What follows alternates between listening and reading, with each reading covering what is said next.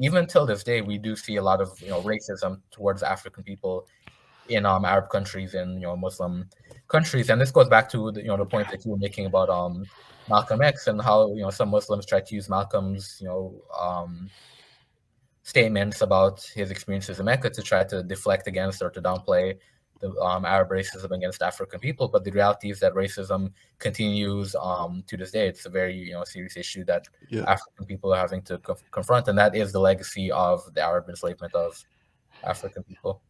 A couple of months ago, I think maybe like in February, where I was watching I think in February, March, when I was watching Dinus one of his live stream, there was a sister that he had it on from West Africa, like I think it was in Senegal, and she was explaining like a recent, like just recent example of like how a lot of the Arabs kidnapped African, like black Africans from West Africa, like in Senegal, brought them up into Morocco, and then sold them into the Arab world and stuff like that.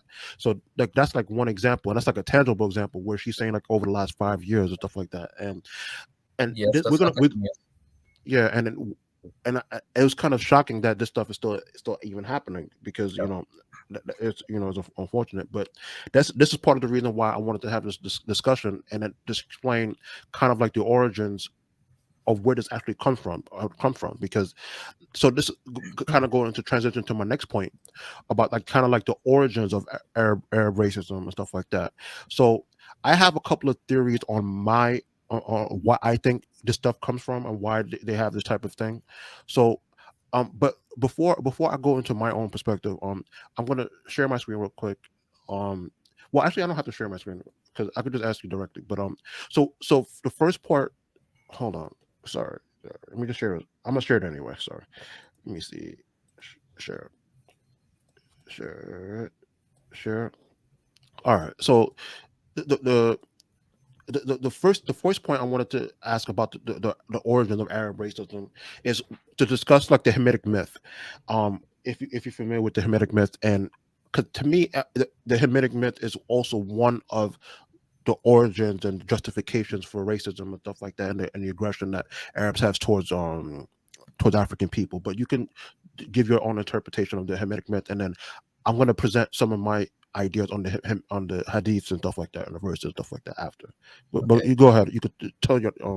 what's your familiarity with the Hamitic The myth? Hermetic made that's the curse of Ham, right? The Yeah, belief that the curse yeah. of Ham. So yeah, that's that's the belief that the reason why black people are actually black people is because we are descendants of Ham, and Ham was a cursed, so we're a cursed people. That's that myth. But as you pointed out, it is a myth because that's not mentioned anywhere in actual biblical text. To be honest, I'm not really sure where the idea of the curse originated from, but it's not originally in the biblical text. Obviously, the curse was a concept that was created to justify the enslavement and mistreatment of African people, but it's not an actual biblical concept.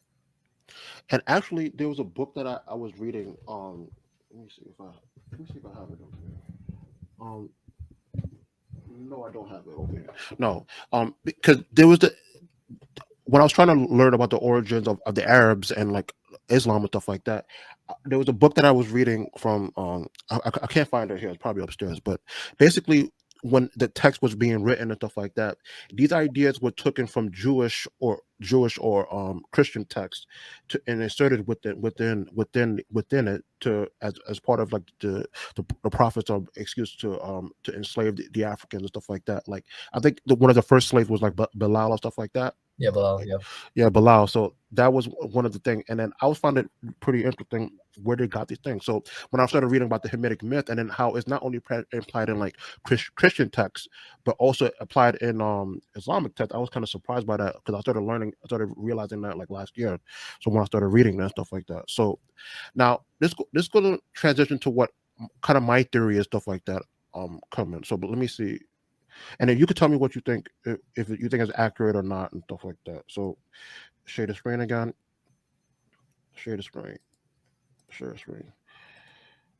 Uh, Let me see. So like what now? When I was doing this research this week about like to put like some information together, there were some Quranic verses that I found, but the problem is that some of these verses may is maybe difference between Shiite and Sunni text. So I didn't want to include those particular verses. But what I did found was some hadiths, which I'm gonna bring in just now in a second. But remember you speaking earlier about about like the Arab superiority complex and stuff like that, right?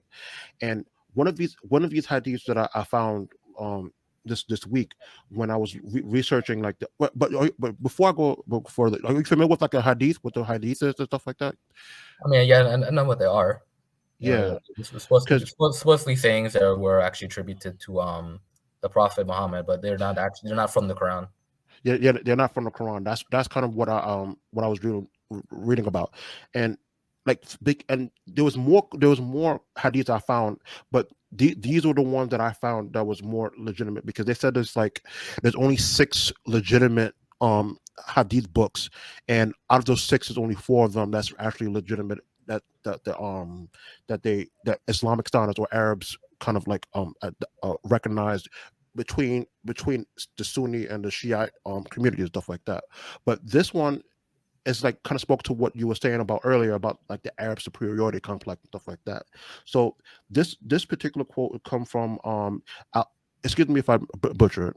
If I butcher it, it comes from the Al Tabari Volume 9, and this one is basically goes over like the idea of how basically the prophet or Muhammad and his people was basically was the chosen people, kind of similar like when I was reading it kind of reminds me of like the Jewish concept of how the Jewish kind of see themselves as like the chosen people or the child's people, stuff like God's favorite, stuff like that. So I'll just read the small quote right what I have here. So basically, just to summarize, they say basically Muhammad being selected basically. So by his power, he made us kings and chose the best of his creation as a prophet, meaning Muhammad, and who was the most noblest in the lineage, the most truthful in speech, and the best and noble descendant. He sent down to him his book and entrusted him with his creatures. He was chosen one. He was the chosen one of God from the worlds. Then he summoned his people to faith. And when he's saying his or his people, he's talking about the Arabs. I'm just just saying real quick. Um, and and he summoned people to faith, and the immigrants from his people and his kinfolk believed in the messenger of God. They are, oh sorry, they are the most noble people in the lineage, meaning the Arabs, the the the most prominent and the best deeds.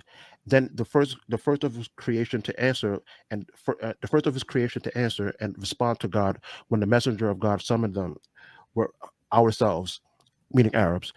We are the helpers of God and the advisors of His messenger, and we fight people until they believe in God. So this is the reason why I brought this quote. Is kind of like I'm not sure if you agree with this kind of ideas of this kind of superiority complex, the superiority complex that Arabs feel. Do you agree with that, or like you think that could be like an idea of where they come from, stuff like that? Yeah, to be honest, it's very difficult to say where it actually comes from. But I think that point is a very important point. This idea of being a chosen people, a people who are chosen by God, and obviously one aspect of Arab racism, and one of the aspects of Arab racial superiority is because Islam originated out of Arabic culture. The perception is, particularly for non-Arabs, and this is relevant to African people, to really truly become a Muslim and to accept the faith, you have to embrace Arab culture. So it's not enough to just become a Muslim, but you also have to learn Arabic.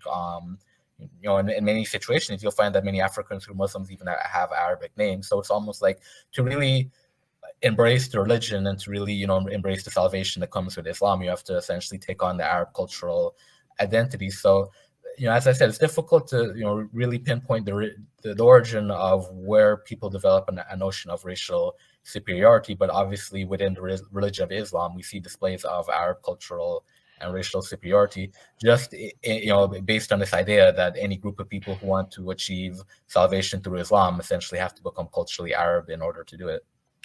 And as you were just talking about, I just thought about something in that book I was talking about.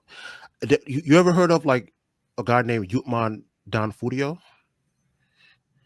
Like he's from West Africa. Like he's from like a Nigerian.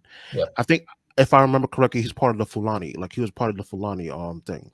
Now the reason why I brought that guy up is because as you was talking, I was remembering that in a particular part of the book when they were covering the movement of the 18th century, where basically he was like the primary revolutionary who was going around converting, not just converting or like committing a jihad against the African people, stuff like that. Yep. Not the non-Muslims, but also Muslims who what he perceived that was not practicing Islam in its correct form, not Yep. learning the language like you just said, like you stuff like that, not practicing it, and then they're mixing African religion with the Islamic, which he uh have things. So that's why when he was talking, I would just remember like that was kind of like an example of what I was saying. Like to practice Islam, you have to adopt this type of thing, this type of thinking and ideas and stuff like that. So I'll think if you have a chance, like have you heard of Fudio? Like, or if I'm pronouncing it properly, Fudio. Yeah, I've heard of him, and I mean, you're correct. That's exactly what he was, and that's really been an issue